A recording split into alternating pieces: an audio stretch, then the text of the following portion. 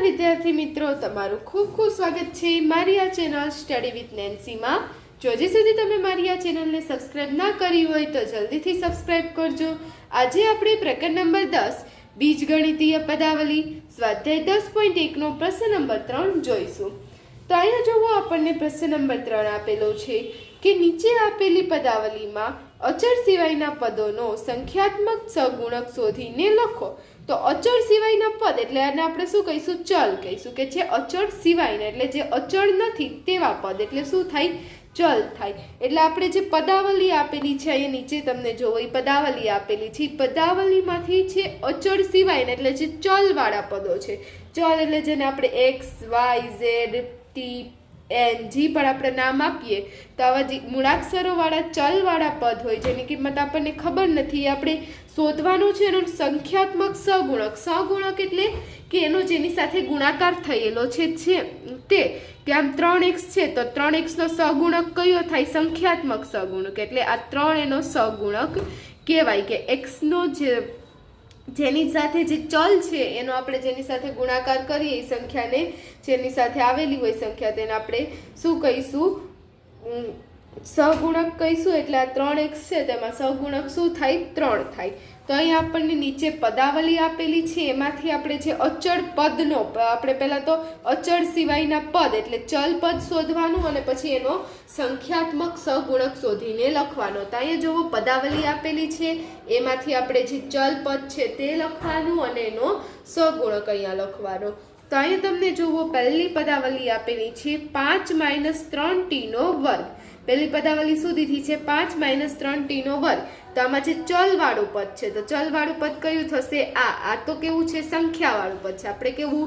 અચળ સિવાયના સંખ્યા વાળું હોય એને અચળ કહેવાય, ના જે મૂળાક્ષર વાળું હોય એને ચલ કહેવાય। એટલે આપણે આ પદ લેવાનું છે। તો આ પદ લઈએ ત્યારે 3 ની આગળ માઇનસની નિશાની છે એટલે માઇનસની નિશાની પણ આપણે લઈશું, એટલે પદ કયું થશે? 3t નો વર્ગ। હવે અહીંયા જે ચલ કયું છે? ચલ t નો વર્ગ છે, એટલે t ના વર્ગની સાથે કોને ગુણાકાર કરવામાં આવેલો છે? t ના વર્ગનું સાથે।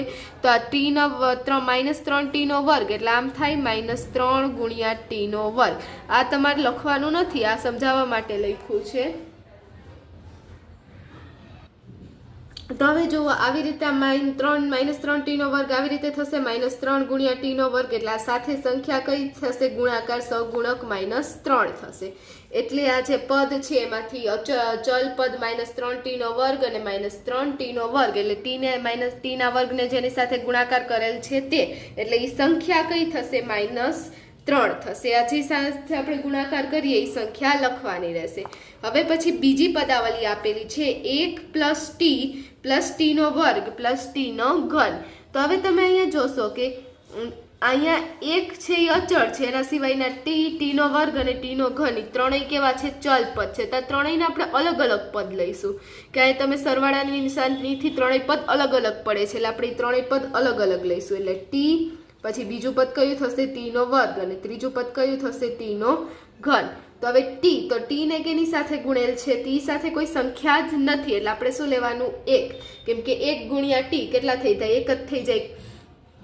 કોઈ પણ સંખ્યાને આપણે 1 સાથે ગુણાકાર કરીએ શું આવે? તેનો તે જવાબ આવે। એટલે કાંઈ પણ ના આપેલું એટલે 1 આપણે લખવાનું। હવે એવી જ રીતે અહીં t નો વર્ગ છે તો એમાં પણ આપણે 1 સાથે ગુણીએ તો આપણને જવાબ t નો વર્ગ મળે।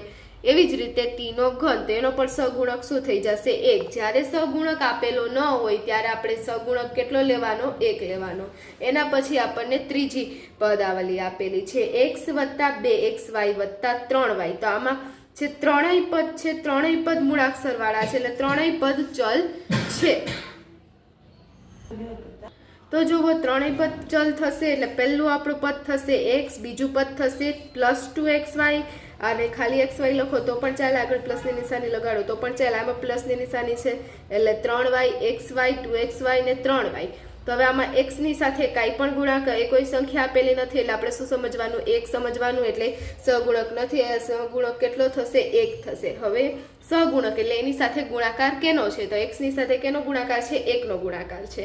તો હવે જુઓ 2xy, તો હવે 2xy છે તો આમાં જે x અને y છે એની સાથે કેનો ગુણાકાર છે? 2 નો છે। તમારે ધ્યાન નહીં રાખવાનું કાંઈ x છે y છે, તમારે ધ્યાન કેના ઉપર દેવાનું? સંખ્યા ઉપર। પછી 3y છે તો 3y માં y નો સહગુણક કયો થશે 3 થશે અને y ને 3 વડે ગુણ્યા છે એટલે y નો સહગુણક 3 થશે. એના પછી ચોથું આપેલું છે 100m વત્તા 1000m. તમે પહેલું પદ શું થશે 100m અને જે બીજું પદ છે એ કેટલું થશે 1000n એટલે પહેલું પદ 100m ને પછી બીજું પદ કેટલું થશે 1000n.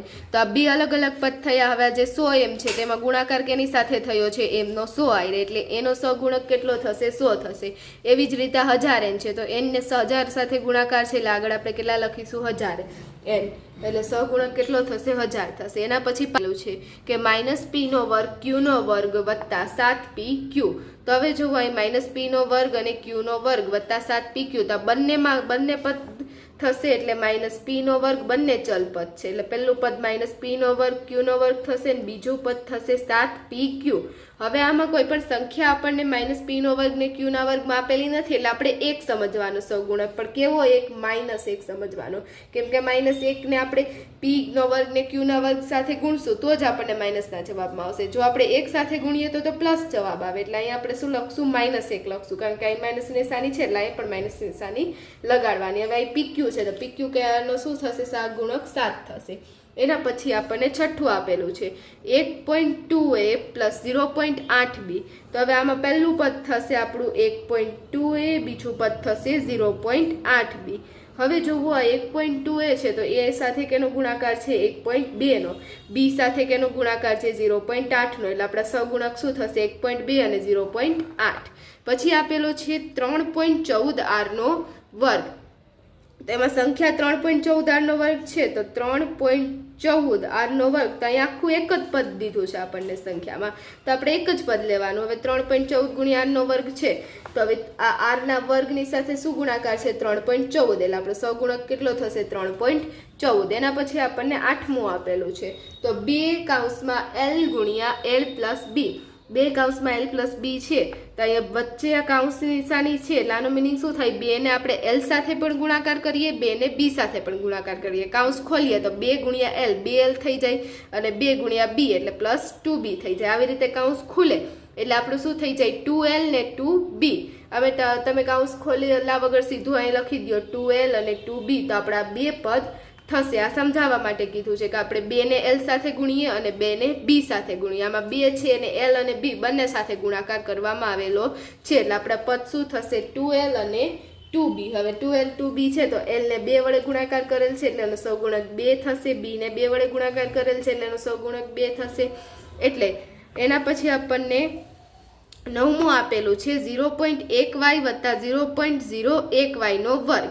તો આમાં બે પદ કયા થશે 0.1y અને બીજું પદ થશે 0.01y નો વર્ગ. તો હવે આમાં y સાથે શું ગુણાકાર કરવામાં આવેલો છે 0.1 અને y ના વર્ગ સાથે શું ગુણાકાર કરવામાં આવેલો છે 0.01y નો વર્ગ. તો અહીંયા તમે જોશો આના શું થઈ જશે સહગુણક 0.1 અને અહીંયા સોરી y નો વર્ગ નહીં આવે. આ y ના વર્ગ સાથે તો આને ગુણાકાર કર્યો એટલે શું આવશે 0.01.